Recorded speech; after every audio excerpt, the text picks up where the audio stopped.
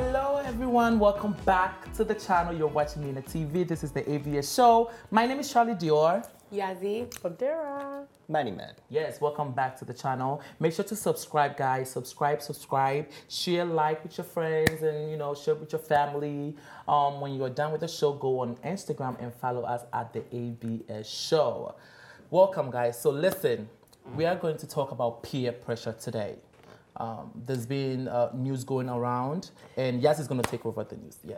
So Junior, a 15-year-old boy from the Bronx, was brutally murdered, beat to death, like a horrible death, the worst way possible that anyone can die. And the story behind his death seems to be related, is related actually, to young people, gang, and peer pressure. So I actually really love that you brought up this story, because this is something that we need to talk about with technology and kids growing up this day and age, because they're not growing up how we grew up, where we were just outside playing and doing Nintendo stuff. So there seems to be a lot of version of the story. Tell us what you know with the story. Well, I actually, and I'm gonna try my best not to cry through this episode because I have goosebumps now, and the story really, really hits home for me because I have a son and I've lived in the Bronx. And I've really, really been following the story because it's horrible. Like no one should die the way that young boy died. It's. I don't even think the guys that did this should even go to jail. I think that they literally need to put them right back on that corner, and we all need to attack them the same way that young boy died. He was a great kid. Great in school, people kid. He was actually an explorer. So what the explorer is it's a New York City program that they do for kids in high school. You can get in it at about 13 if you want to be a police officer. Right. So you get in it and they train you. So as you're in high school, college, like you're working towards becoming a police officer. So right after you finish, like I think 24 credits or 2 years of college or something like that, you automatically become a police officer. So this young man was in this program. Like he came from a good home. He wasn't violent. He was not a bad kid. At all. And the worst part, it was even a mistaken identity. So you guys are saying he doesn't know these suspects? Well, the 6 people that were arrested? This is what it goes back to with the peer pressure. Yeah. So there's a video floating around on the internet of a young girl having sex with a guy. And as she's having sex with a guy, she knows she's being recorded. Her face is covered, and then another young man is rapping. That video was released on social media, and apparently the girl got, I guess, embarrassed after the video was released. I don't know what. Supposedly, she went back home and said that she was raped. What I saw in the video did not look like someone that was getting raped. Right. Looked like someone who knew what she was doing, knew she was being videoed, and I wasn't there, so I don't know if the guys made her do it, but she looked okay. She covered her face. So maybe to her, my face is covered. Maybe nobody will know it's me, whatever. So apparently the girl's uncle or cousin, whatever, saw the video, got upset, and was looking for the boy to kill him. To beat the boy up, kill him, whatever the hell. Whatever. And apparently they live on 183rd and Bathgate. And I want to tell you that I lived on 183rd and Bassford, 1 block away from this crime scene. I lived here from 2009 to like 2012 maybe, in a private home that my uncle bought I've been in that corner store. So they're looking for the kid, and apparently on that block there were 2 juniors, and they actually really do look alike. So Junior was home, and to go to show the kind of kid that he was, somebody called him like, I need $5. And he told his mom that I'm going to go and give the guy $5. His mom said, hurry up and come right back. He goes downstairs to the store. Long story short, he never comes back. Now, this is the story that seems to be what is being told in the media and on social media. However, a week before this incident, another 14-year-old boy in the Bronx was also stabbed to death. And a stranger who was driving by saw him laid out bleeding. She had something in her car. She tied up his wound and drove him to the hospital, and he survived. Allegedly, it's the same men. Allegedly. Like, I've really been tracking the story, and Some pieces are matching up, some pieces are not matching up. I'm not 100% sure. So others are also saying that all that mistaken identity stuff is BS and that this is just a gang out attacking people that cannot defend themselves. A 14-year-old and a 15-year-old boy. So Junior goes down to the store, a store where they knew him by name, where his mom shops, where they knew him. They drag him out of the store, stab him up. He goes back in the store to try to get help from a place where he knows. He goes behind the counter. The guy that works in the store literally throws him back. I don't want any problems. Puts him back in the street, and they stab him up. I haven't watched the video. We're not gonna post that video. I haven't even thought of watching it, but it's out there online somewhere if you want to watch it. Now, there are a couple of issues here. The first issue is the corner store did not even call 911. No. At all. They didn't help him. They didn't save him, which I think that whoever was in the store should also be prosecuted for this crime, because the least they could have done, one, was call 911, and then they could have gone a step further and locked the store. Locked to protect the store.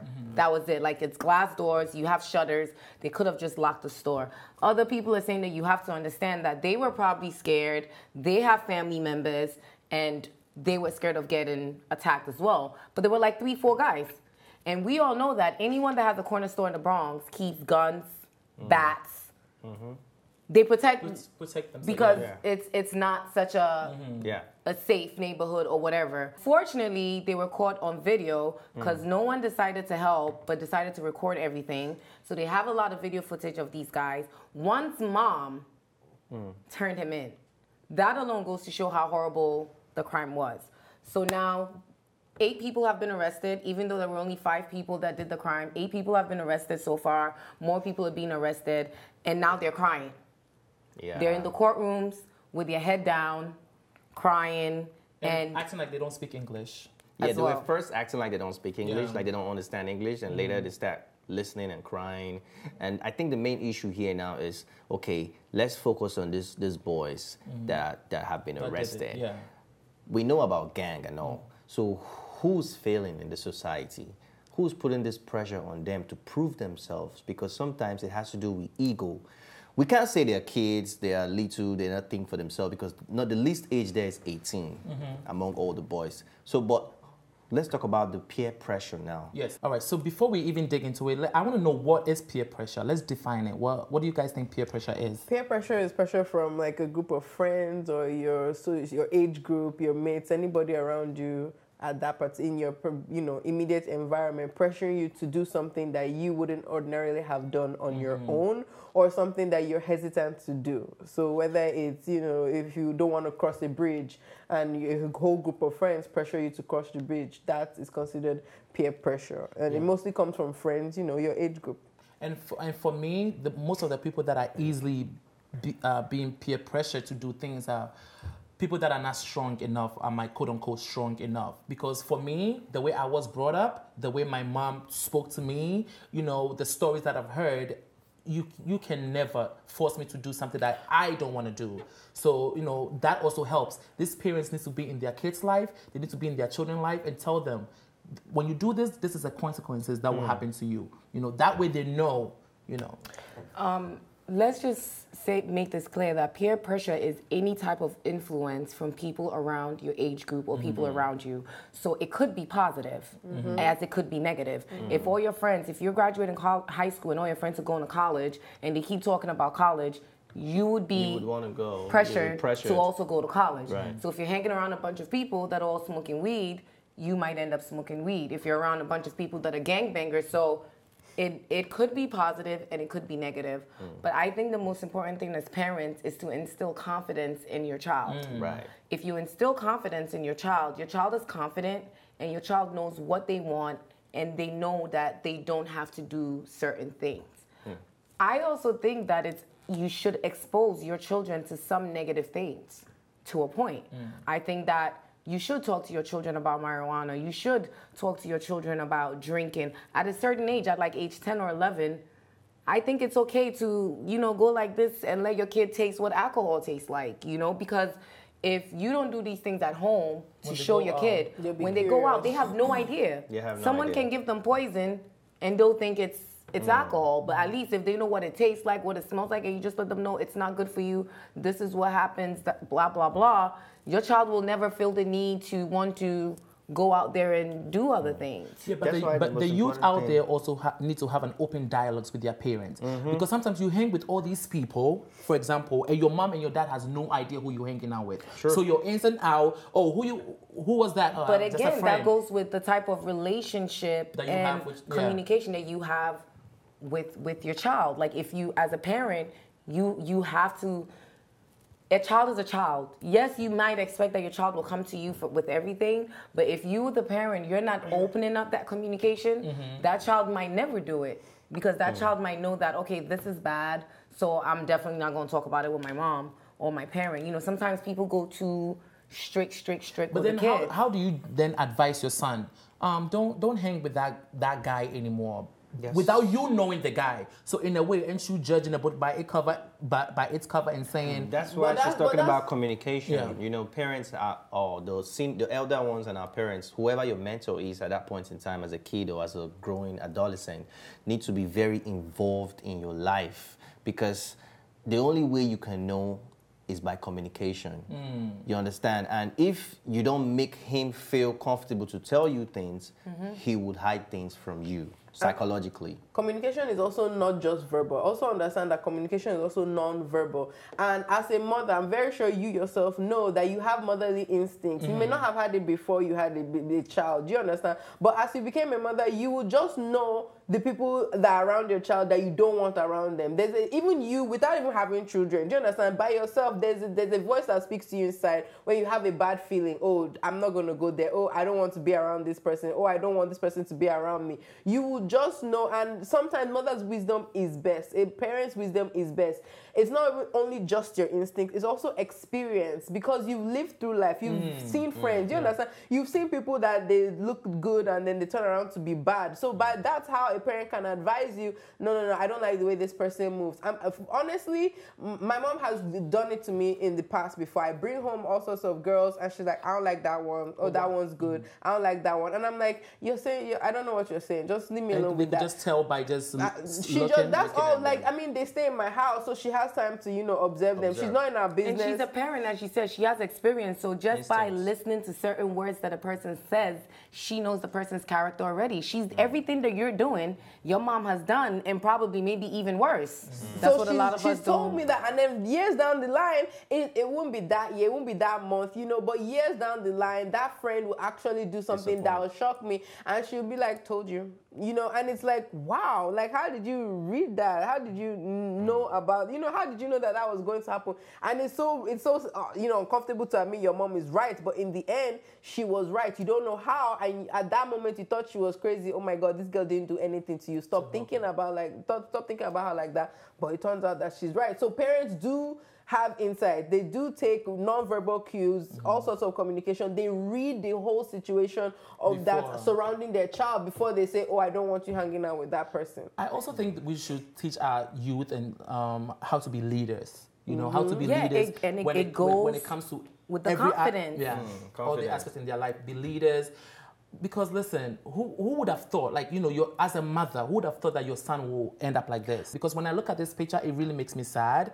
Like, I'm questioning who failed these young guys. Who failed them? Is it the society? Is it the parents? Is it the mother? Is it the dad? Who failed these kids? Because they need help, like you said. They don't need to be in jail. For me, they need to be in some kind of therapy. No, they need to be out on the street, and we need to attack them the same way they attack that guy with machetes and knives. And how do you attack? How do you? Okay, I'm gonna tell you. Okay, first of all, a gang, right?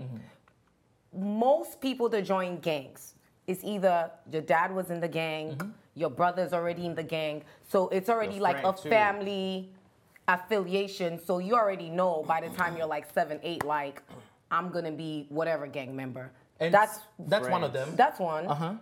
Number 2, of course, friends. Like your friend is in it, whatever. Number 3, some people need a feeling of belonging. Yes. If let's say that your mom is too old okay, let me not say too old. If let's say you can't relate with your family, you're always rebelling, you're fighting with your parents at dad home. is not there.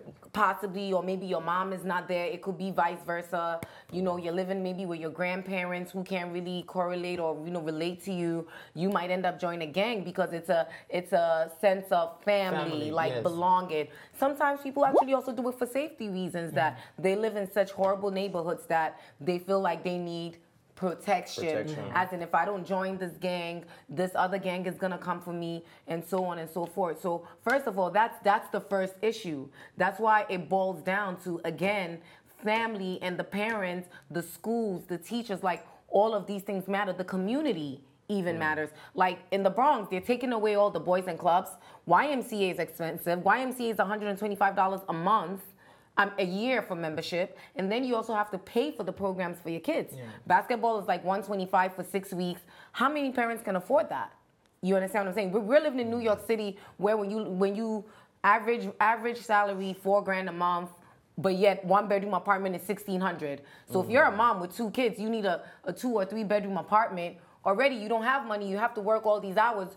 You're not home to even watch what these kids are doing, or so it's a lot. It's not always the parents, the community, the society. You're absolutely right. As in, we have failed these young men, not just the parents, but the society, the community as well. I also want to give some background on how gangs started in America. Now, most of these gangs, especially with Hispanic or black gangs, which is usually the communities where you see gangs, right? They started as protection like groups, right? So when they started, so when they started moving into white neighborhoods, white people would be attacking them, so they would come together to fight back against the white bullies back then, and I think I watched a documentary about this, so that's initially how they were created, and somehow different neighborhoods, different streets, different blocks had their own gangs that were started to fight against all these white bullies that were trying to intimidate them, and before you knew it, they started attacking each other.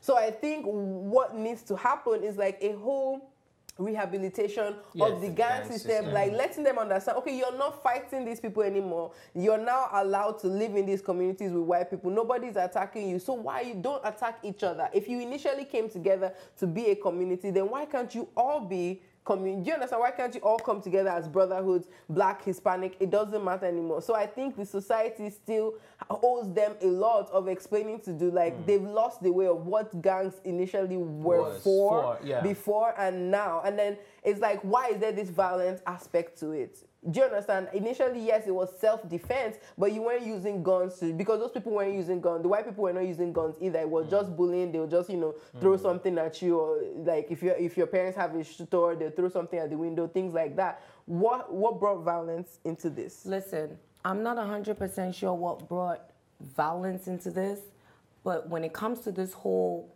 peer pressure thing, and when it comes to youth and everything, all of us as a society, we play a role. We play a role. And I'm going to lead this back to the video, which supposedly caused all of this. Even matters that young women feel like it is okay. I go on a girl's Instagram sometimes. She's 16 years old, and she has a selfie in the mirror. And you think it's peer pressure? It is not okay for a 16-year-old girl to have a swimsuit picture in the mirror like, that could never be my daughter. I will beat your freaking ass.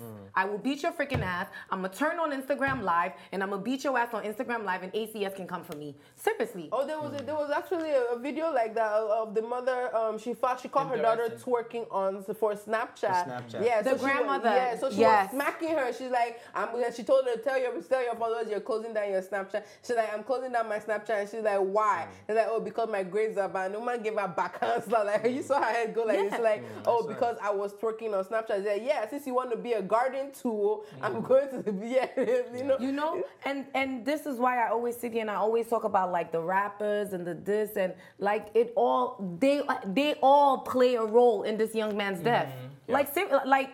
Not being held like responsible, but at the end of the day, that's the culture. It's an urban neighborhood. Urban culture is talking about gang banging. You have Cribs, Bloods, Snoop Dogg, Chris Brown, like this is what the kids that are growing up, this is what they're seeing. Yeah, because the society has failed in mentorship of these youths, because these ideas or this stupidity didn't just come into them. They were not born into it. They found it in the society where they live in, and they decided to blend in so they don't feel left out.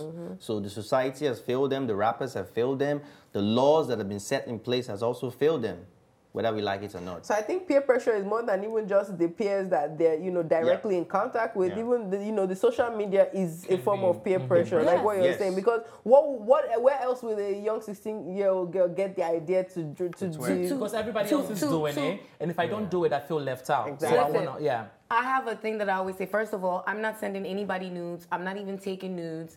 And sometimes I make a joke about it. I tell my friends, I say, if a guy asks you for nudes, go on Google. You Google sexy, if you're a Dara, sexy yellow naked girl, and then you send that. Like how dumb are you to put yourself on camera in an act like that? It's not dumb. They're being pressured. Exactly. They're being pressured. Come on. Just send it. I'll delete it. Stuff like that. And sometimes even your own female friends or your male friend makes you feel less of a man or less of a girl if you don't do certain things. Imagine you with a couple of guys standing outside, like 6 guys, and a girl walks past. You're a decent guy, and the other ones are pushing you. Go and talk to her. And then if you don't do it, they feel like, you're weak. You don't have a mind of your own. That's pressure. So then how do we, how can we resist it? How can they, watching us right now, what is the message here? Listen, I have something that I always say, be you. I don't care what anybody says, what anybody thinks. In my eyes, I am the smartest girl in the world. I am the prettiest girl in the world. I know right from wrong. I know what I want to do, what I want to be, and I think that that's the most important thing is you have to be you. You have to learn about yourself and understand yourself and know what works for you and understand that what works for Yazzie doesn't work for Dara. What works for T-Money doesn't work for Charlie Dior, and that's fine. It's okay. The world is a whole cooking pot. We're all different. Even though we're all African, Nigerians are different from Ghanaians. And even when you're in Nigeria, you're from a different tribe than where she's from. And it is okay. There is nothing wrong with that. You can't sit there and let anybody else make you feel a certain way. You are in charge of you and your feelings, period. And for me, I feel like you should always choose your friends. Don't let your friends choose you. Yes. That always works for me. Yes. And surround yourself with positive people. You could tell. Sometimes you could just tell, ever since I started hanging out with this person or that person, everybody says that I'm acting different or I'm being different. You could tell. So surround yourself with positivity, positive people. At least that works for me. So maybe try that and it might work for you. I think you should be able to make decisions for yourself. Don't let people decide for you. The minute you always give in to opinions, you lose your own power to decide for yourself as a person.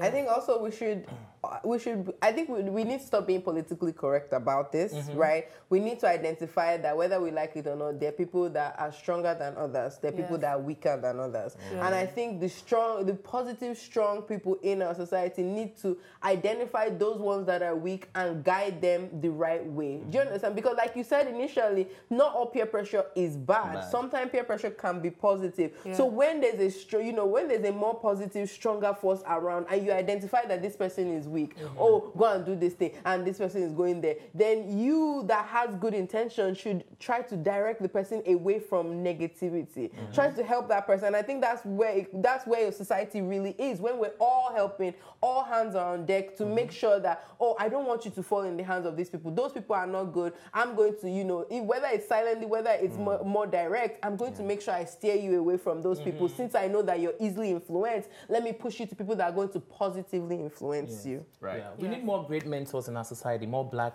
because this is really, really sad. Not just black, white, Hispanic, everything. And with these guys, the one with the afro and the missing tooth, you could tell that he was Go ahead. That he just kept shaking his head. And his body language was like, you could tell he's like, how the F did I end up here? Right. Like, what am I doing here? So you always have to, when you're with people, you have to analyze yourself. You have to be like, what am I here? And then analyze it from them. All right, it's okay. Can cut that we out. want to wish Junior's family all the best. We're praying for you, and rest in peace, Junior. We have to go though. Let us know in the comments. Have you ever been peer pressured? We want to hear your story. Okay. Until next time, you're watching the AVS show. This is Mina TV. Bye. Thanks for watching. And if you liked this episode, don't forget to subscribe, like, and share. See you next time.